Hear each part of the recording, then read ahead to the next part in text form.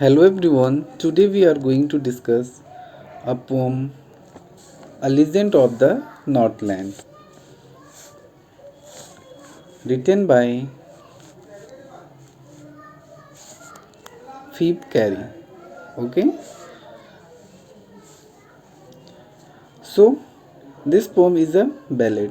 What is a ballad? A ballad is a song narrating a story in short stanzas. Ballot क्या होता है? एक song होता है जो किसी कहानी को छोटे छोटे स्टेंजाज में कहता है. ठीक है, जैसे ये एक स्टेंजा है. तो बैलेट क्या होता है? कोई स्टोरी छोटी छोटी स्टेंजाज में कही जाती है. अक्सर ये गाँव में, कंट्री साइड में गा करके सुनाया जाता है. Ballads are a part of a folk culture or popular culture and are passed on orally from one generation to next. ये क्या होता है? फोक कल्चर होता है. किसी पर्टिकुलर जगह का जो कल्चर होता है उसमें कोई story generation to generation orally गा करके सुनाई जाती है, कही जाती है, उसी को हम बैलेड्स कहते हैं. A legend of the Northland is a ballad. So this poem is also a ballad. Okay. Legend क्या होता है? Old traditional story. कोई पुरानी फेमस कथा होती है जिसमें कोई बहादुरी या कोई ऐसी बात बताई जाती है, उसको हम लीजेंड बोलते हैं. So let's go to the beginning of this story. So this poem narrates the legend of an old lady who angered Saint Peter because of her greed. ये जो लीजेंड है, ये जो पोम है, ये एक संत, एक लेडी की कहानी बताती है जो सेंट पीटर को गुस्सा कर दी थी अपनी लालच की वजह से, जो अपनी लालच की वजह से सेंट पीटर्स को गुस्सा दिला दी थी. अब उसका परिणाम क्या होता है हम देखते हैं. Away away in the north land where the hours of the day are few and the nights are so long in winter that they can't sleep them through. Okay, साथ साथ में लिटरली डिवाइसेस भी बताता चलता हूँ. ठीक है, तो इसमें राइम स्कीम क्या है? ये है north land, few, winter and through. तो इसमें है ए, ये हो गया आपका बी, ये हो गया सी और फिर ये हो गया आपका बी. तो ये राइम स्कीम क्या हो गई? A B C B.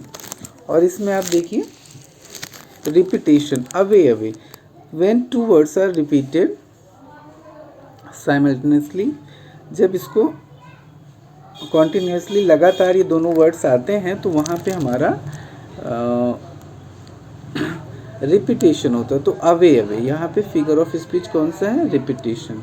Okay, और that they and them through. तो यहाँ पे टी का जो है बार बार प्रोनाउंसिएशन हो रहा है, तो यहाँ पे हमारा क्या हो गया? एलिट्रेशन हो गया. क्या हो गया? एलिट्रेशन क्या होता है? When consonant sounds repeats. ठीक है, जब कॉन्सोनेंट साउंड किसी स्टैंजा में एक से ज़्यादा बार आते हैं तो वहाँ पे हमारा एलिट्रेशन होता है.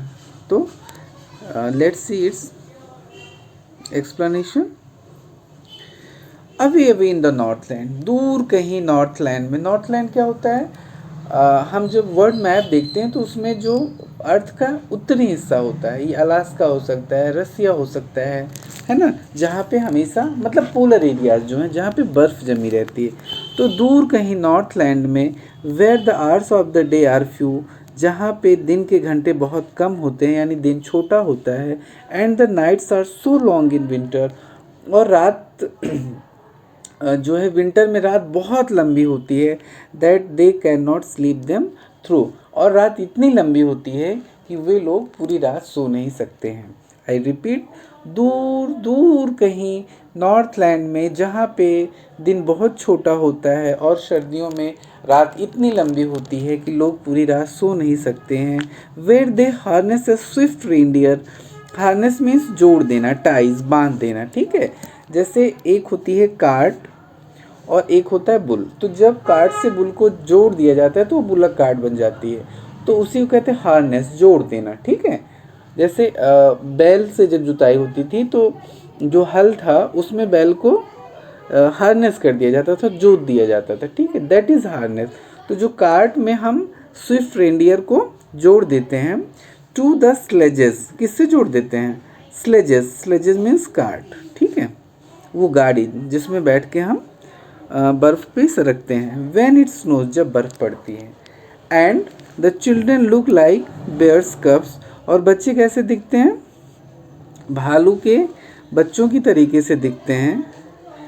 इन देयर फनी फरी क्लोथ्स, और अपने फनी फरी क्लोथ्स को पहन करके वो भालू के बच्चों जैसे दिखते हैं। आई रिपीट कि जहाँ पे रेंडियर्स को स्लेजेस में बांध दिया जाता है जब बर्फ़ पड़ती है, और जहाँ पे बच्चे भालू के बच्चों की तरह से दिखते हैं जब अपने वो फरी और फनी कपड़े पहनते हैं, ठीक है। इसमें भी आप देखो दे फनी फरी, ये 2 वर्ड्स आ रहे हैं, प्रोनाउंसिएशन इनका कॉन्सोनेंट है, तो यहाँ भी आपका एलिट्रेशन हो गया, ओके। और यहाँ पे इंजॉयमेंट भी है, देखो ये वाली लाइन और ये वाली लाइन ये कॉन्टिन्यू है, तो यहाँ पे हमारा इंजॉयमेंट होता है। इंजॉयमेंट क्या होता है? जब एक स्टैंजा में पोम की 2 लाइन लगातार हो, यानी यहाँ देखो ये ख़त्म नहीं हो रही, और ये यहाँ भी आपका इंजॉयमेंट है। इंजॉयमेंट आपको ऑलमोस्ट पूरी स्टैंजाज में मिलेगा, सो अगर मैं ना भी बताऊँ तो आप समझ जाएंगे, ठीक है। They tell them a curious story, I don't believe it is true, and yet you may learn a lesson if I tell the tale to you. Here writer says to us that they means people of that area, तो उस area के लोग, and them means बच्चों को या एक दूसरे को, तो उस एरिया के लोग अपने बच्चों को एक क्यूरियस स्टोरी सुनाते हैं। I don't believe it's true, और राइटर कहता है कि मैं नहीं मानता हूँ कि ये ट्रू है, हो सकता है ये सत्य ना हो।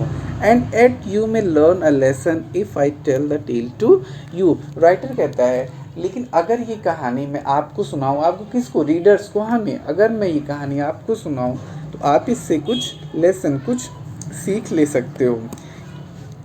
Here you can say tell tale, यहाँ पे भी एलिट्रेशन है आपका, ओके। और हाँ, ऊपर यहाँ पे देखो आप, चिल्ड्रन लुक लाइक बेयर्स कब, तो लुक लाइक, यहाँ पे लाइक वर्ड आया है ना, तो सिमली हो जाएगी आपको, फिगर ऑफ स्पीच सिमली, ठीक है, okay. Next, once when the good saint Peter lived in the world below and walked about it preaching just as he did, you know. अब क्या है, सेंट पीटर्स कौन थे? Saint Peters is believe to be the disciple of Jesus Christ who was very sacred, ठीक है। तो Saint Peters को माना जाता है कि जीसस क्राइस्ट के फॉलोअर्स थे, उनके डिसाइपल थे और बहुत ही पहुँचे हुए थे, सेक्रेड थे। तो वो धरती पे कभी रहते थे और जगह जगह जा कर के उपदेश देते थे, प्रीच करते थे, जैसा कि हर सेंट करते हैं। एक समय की बात है जब saint Peter lived in this world, धरती पे नीचे रहते थे, एंड वॉकड अबाउट, और इधर उधर जाते थे, preaching just as he did, उपदेश देते थे जैसे कि वो देते थे, ठीक है। यानी एक समय की बात है, सेंट पीटर्स ज़मीन पे रहते थे और वे इधर उधर जा कर के धर्म का उपदेश देते थे।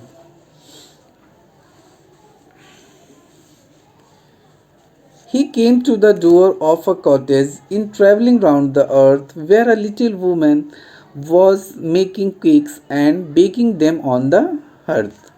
Okay, hearth means fireplace. एक भट्टी, चूल्हा कह सकते हो, भट्टी जहाँ पे केक बेक किया जाता है। वो came to the door of, एक कॉटेज के दरवाजे पे पहुँचते हैं, एक झोपड़ी में पहुँचते हैं। ट्रैवलिंग राउंड द, धरती पे इधर उधर टहलते हुए वो एक झोपड़ी पे पहुँचते हैं जहाँ पे एक छोटी सी औरत, लिटिल वुमन मीन्स छोटी औरत, जो केक बना रही थी। केक, अब केक का मतलब ये केक नहीं जो हम बर्थडे में खाते हैं। होता क्या है कि जो चीज़ें बेक की जाती हैं ना, उसको हम केक कह लेते हैं, जैसे तंदूर वगैरह की रोटी, ऐसा कुछ। तो रोटी यहाँ पे आप समझ सकते हो ना, तो वो कुछ रोटियाँ बना रही थी, and baking them on the earth, और उसको भट्टे पे बना रही थी, ओके। तो टहलते हुए वो एक बार एक कुटिया के दरवाजे पे आते हैं जहाँ एक छोटी औरत रोटियां बना रही थी या ब्रेड बना रही थी. And being faint with fasting for the day was almost done, he asked her from her store of cakes to give him a single one.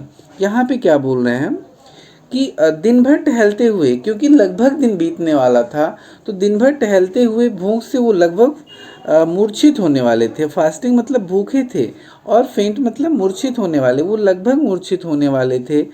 और उन्होंने उस औरत से क्या मांगा? Her store of cakes to give him a single one. वो जो cake रखी, जो रोटियां चपातियां या ब्रेड वो बना के रखी हुई थी, उसमें से एक ब्रेड मांगा खाने के लिए. यहाँ पे भी देखो फेंट फास्टिंग आपका एलिट्रेशन हो गया. ओके, तो ऐसे ही you may find your figure of speech and literally devices. So she made a very little cake. इसलिए उस औरत ने बहुत छोटा सा केक बनाया. बट एज इट बेकिंग ले, जब वह इसे बेक यानी बेलने लगी, बेल करके रखती है, she looked as at it and thought it seem too large to give away. और जब वह इसे बेक करके रखती देखती है तो उसे यह रोटी बहुत बड़ी लगती है, और वो सोचती है काफ़ी बड़ी रोटी, यह मैं उसे नहीं दे सकती. यहाँ पे भी देखो यू कैन से इंजॉयमेंट है यहाँ पे. Therefore she needed another. इसलिए वह दूसरा गुत्ती आटा जो होता है, या जो भी डग है वहाँ पे जिससे वह ब्रेड बना रही, उस डग को दूसरा लेती है. And still a smaller one. और यह पहले से छोटा होता है. But it looked when she turned it over as large as the first had done. लेकिन जब वह इसे बेल करके पलटती है या इसको बेक करके पलटती है, तो उसको लगता है कि यह उतना ही बड़ा है जितना कि पहले वाला. देन शी टूक अ टाइनी स्क्रैप ऑफ डग. अब की बार क्या? डग मतलब वही गुथा हुआ आटा, ठीक है, वो मटेरियल जिससे वो बना रही थी. अब की बार वह बहुत ही छोटा सा डग लेती है. And rolled it flat. अब यहाँ पे भी देखो आप रोल्ड एंड रोल्ड, यहाँ पे भी रिपीटेशन है आपका. ओके, अब क्या किया? उसको भी रोल कर करके वो फ्लैट कर रही, यानी खूब बेल रही जिससे कि वह फ्लैट हो जाए. And baked it thin as a wafer. ठीक है, और इसको खूब पतला सा वो बेल देती है जैसे कि wafer. But she could not part with that. लेकिन पार्ट विद दैट मतलब उससे अलग होना, या वह उससे अलग नहीं हो पाती. इसका क्या मतलब कि वह रोटी भी उसको बड़ी लगती है, और वह रोटी भी उस सेंट को नहीं दे पाती है. For she said my cakes that seem too small when I eat of them myself are yet too large to give away. So she put them on the shelf. अब क्या किया? वह कहती है कि जब मैं केक खुद खाती हूँ तो वो मुझे कितना छोटा दिखता है, और यही केक जब मैं दूसरे को देने के लिए उठा रही हूँ तो मुझे कितना बड़ा दिख रहा है. इसलिए उसने वह केक भी अपने शेल्फ में रख लिया. शेल्फ मतलब वह पॉट, वह बर्तन या वह दराज जहाँ वह केक या ब्रेड को रख रही थी. Then good saint Peter grew angry. यह सब देख करके सेंट पीटर एंग्री हो जाते हैं. For he was hungry and फेंट. क्योंकि वो बहुत भूखे थे और लगभग मूर्छित होने वाले थे, बेहोश होने वाले थे. And surely such a woman. और निश्चित रूप से ऐसी एक औरत was enough to provoke a saint. जो है सेंट को उकसाने के लिए, यानी गुस्सा दिलाने के लिए काफ़ी थी. कहने का मतलब कि सेंट पीटर गुस्सा हो जाते हैं, और क्योंकि वह बहुत भूखे और मूर्छित होने वाले थे, इसलिए औरत की यह हरकत उनको गुस्सा दिलाने के लिए काफ़ी थी. And he said you are far too selfish to dwell in a human form. तुम इतनी ज़्यादा लालची हो कि तुम मानव के रूप में रहने लायक हो ही नहीं. To have both food and shelter. तुम्हें रोटी मिले और मकान मिले, तुम इस काबिल भी नहीं हो. And fire to keep you warm. और तुम्हें गर्मी मिले इसलिए तुम्हें आग मिले, इसके भी काबिल नहीं हो. क्या मतलब कि उन जगहों पे इतनी ठंड पड़ती है कि हमेशा आग जला के रखना पड़ता है गर्म रखने के लिए. तो इसीलिए सेंट पीटर्स कहते हैं तुम इतनी ज़्यादा लालची हो कि तुम इस मानव रूप में रहने के लायक हो ही नहीं. तुम्हें रोटी, कपड़ा, मकान और आग ये सब मिलने के लायक ही तुम नहीं हो, ये सब पाने के लायक ही तुम नहीं हो. Now you shall build as the birds do, and shall get your scanty food by boring and boring and boring all day in the hard dry wood. Boring and boring and boring. Again, क्या है ये? Repetition. कहते हैं इसलिए अब तुम वैसे ही अपना भोजन प्राप्त करोगी जैसे कि बर्ड प्राप्त करती, जैसे कि चिड़िया प्राप्त करती है, और इतनी मेहनत के बाद थोड़ा सा भोजन मिलता है। और तुम्हें कैसे मिलेगा? जब तुम सूखी लकड़ियों में दिन भर बोरिंग मतलब पैकिंग करना, खुदाई करना, दिन भर तुम उसको टुक टुक टुक टुक करती रहोगी, खोदती रहोगी, तब तुम्हें जाकर के थोड़ा सा भोजन मिलेगा। Then up she went through the chimney, और तब अचानक वह चिमनी से चली गई, ऊपर चली गई। नेवर स्पीकिंग अ वर्ड, कोई शब्द उसने नहीं बोला। And out of the top flu a woodpecker, और उस चिमनी के ऊपर क्या निकल के आती? वुडपेकर निकल आती है। For she was change to a bird, क्योंकि वह एक पक्षी बन गई थी। तो जैसे ही यह श्राप दिया सेंट पीटर ने, वो वहाँ से चिमनी के रास्ते उड़ जाती है, और चिमनी के मुंह के ऊपर से एक वुडपेकर निकल आती है, क्योंकि अब वह एक पक्षी बन चुकी थी। She had scarlet cap on her head, उसके सिर पर एक रेड कलर की कैप थी। And that was left the same, और वह वैसे ही उसके सिर पे थी। But all the rest of her clothes were burn black as a coal in the flame. अब क्या था? क्योंकि जब वो खाना बना रही थी तो उसके सिर पे एक रेड कलर की टोपी थी, तो वह टोपी उस बर्ड के सिर पे भी आ गई। जो वुडपेकर बर्ड होती है उसके सिर पे रेड कलर की ऐसी चुरकी टाइप की होती है, टेल, ठीक है, सॉरी, मतलब ऐसे बालों का एक गुच्छा सा होता है ऐसे उसके सिर पे, है ना, चुरकी कह सकते हो। तो वो वहाँ पे वुडपेकर के भी सिर पे होती है, जैसे कि उस वुमेन की सिर पे थी, वैसे ही वह टोपी, यानी उस औरत की सिर पे सिर्फ टोपी ही बची रह गई, बाकी उसके शरीर का सारा कपड़ा जल गया और वह कोयले की तरीके से काली हो गई। ब्लैक एज अ कोल, यहाँ पे भी आपका क्या है? सिमली है। तो यहाँ पे भी वो